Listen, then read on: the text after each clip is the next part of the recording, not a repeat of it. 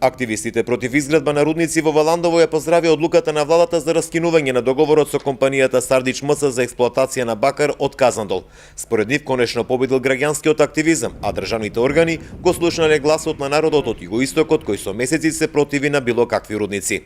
Граѓаните го добија тоа што го сакаат, се испочитува нивната волја, тоа е поради долгогодишната борба против рудниците на смртта.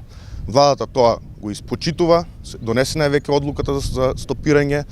Верувам дека сите се радуваат и верувам дека сите подпишани концесии за рудници со отворен коп во југоистокот, кои што не се малку, само во Валандово ги има уште две, тоа е Башибос и Плавош, дека нема да продолжат. Задоволство од донесената владина одлука има и кај првиот човек на Валандово, Перо Костадинов. Тврди дека со одлуката владата економскиот потенцијал на оваа општина го гледа во земјоделството и туризмот.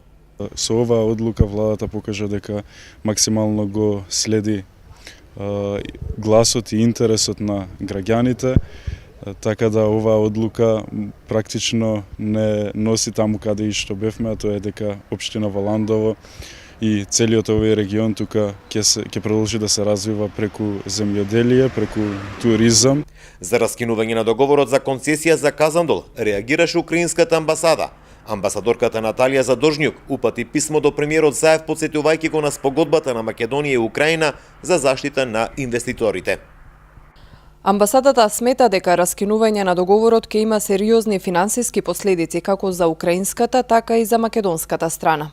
Би сакале да го обратиме вашето внимание на фактот дека меѓу Украина и Република Македонија постои спогодба за поттикнување и заемна заштита на инвестиции и во случај на спор меѓу двете договорени страни, истиот ќе се решава по пат на пријателски преговори.